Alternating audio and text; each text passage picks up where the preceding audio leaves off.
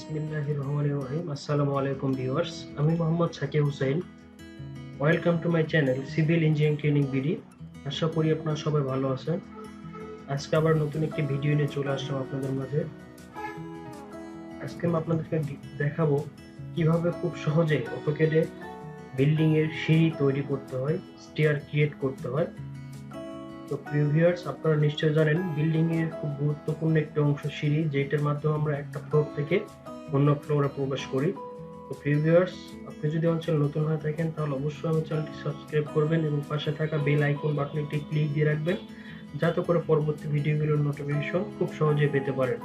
তো কথা না বাইরে চলুন শুরু করা যাক আজকের মূল ভিডিও। তো প্রিয় ভিউয়ার্স, আজকে আমরা প্রথমে অটোক্যাড সফটওয়্যারটি ওপেন করব। আমি ওপেন করে নিয়েছি, দেখতে পাচ্ছেন। প্রথমে আমাদের স্টেয়ারের স্ট্যান্ডার্ড মাপ জানতে হবে। আমাদের স্ট্যান্ডার্ড মাপ হচ্ছে আমাদের 16 feet by 8 feet, 16 feet by 8 feet. কম বেশি হয় জায়গা অনুযায়ী, আমাদের একটু কম বেশি হয়। স্ট্যান্ডার্ড মাপ আমরা ধরে নেব 16 ফিট বাই 8 ফিট। তাহলে আমাদেরকে আগে একটা লাইন দিয়ে আমরা বা রেক্ট্যাঙ্গেল দিয়ে করতে পারি। আর সি ইন্টার আমাদের হরিজন্টাল হচ্ছে 8 ফিট, তাহলে এদিকে দিব 8 ফিট, 8 ফিট কমা নিচের দিকে নিব 16 ফিট, এন্টার। এই যে দেখতে পাচ্ছেন, এটা হচ্ছে আমাদের একটা স্টেয়ারের এরিয়া। এই যে 8 ফিট বাই 16 ফিট। এইটার বাইরে আমাদের কি হয়, 5 ইঞ্চি ওয়াল হয়। হ্যাঁ, বাইরে আমরা 5 ইঞ্চি ওয়াল দিলাম। আমরা এখান থেকে ভিতরের মাপটা দেখাই, 8 ফিট বাই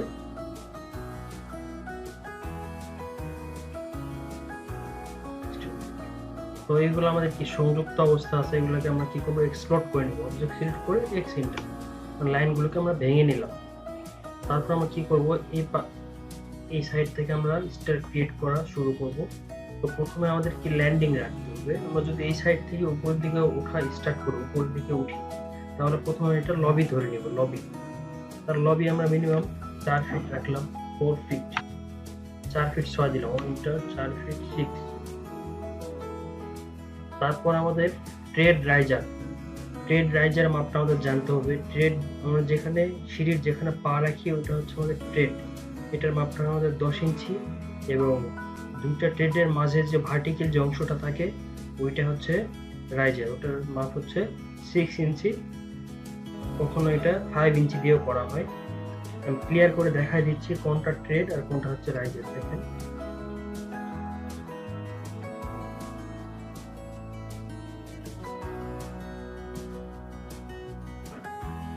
দেখেন এটা হচ্ছে আমাদের একটা সিঁড়ি। আমরা যদি এখানে পা রাখি, এটা হচ্ছে আমাদের ট্রেড, আর এই খাড়া যে ভার্টিক্যাল যে অংশটা আছে এটা হচ্ছে রাইজার।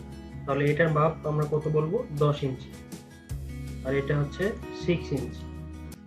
এই যে 10 ইঞ্চি আর এটা হচ্ছে 6 ইঞ্চি।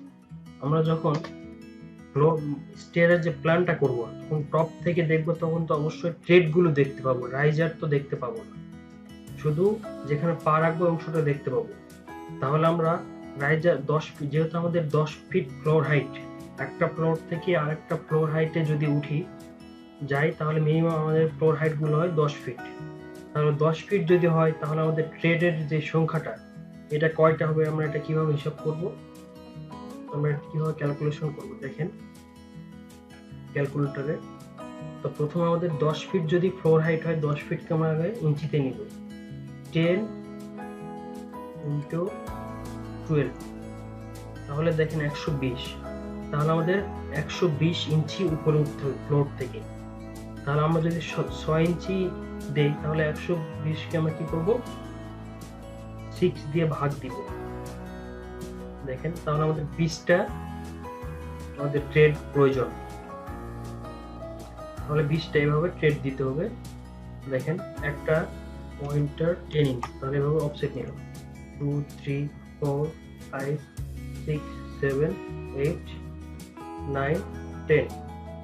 তাহলে দেখেন এভাবে আমরা 10টা নিলাম। তাহলে মিডে একটা লাইন নিব, জাস্ট দুইটা ফ্লাইটের মাঝখানে একটু গ্যাপ থাকে, যে গ্যাপটা রেখে দিব উইন্টার 4 ইঞ্চি একটা গ্যাপ রেখে দিব। দেওয়ার পরে মিডের যে লাইনগুলো আছে ওগুলা আমরা কি করবো, ট্রিম করে দিব। দেখতে পাচ্ছেন এইটা হচ্ছে আমাদের ফার্স্ট ফ্লাইট, তারপর এদিক দিয়ে ঘুরে আমাদের কি সেকেন্ড ফ্লাইট। টোটাল আমাদের এই পাশে 10টা, এই পাশে 10টা। আশা করি বুঝতে পেরেছেন এইটুকু। আমরা যদি ক্লিয়ার করে দিতে চাই তাহলে এইভাবে অ্যারো দিয়ে দেখাইতে পারি।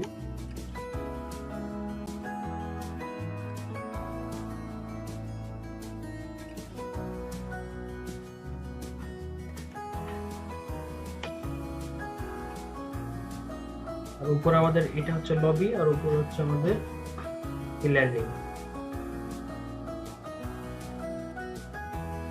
আশা করি এইটুকু বুঝতে পেরেছেন।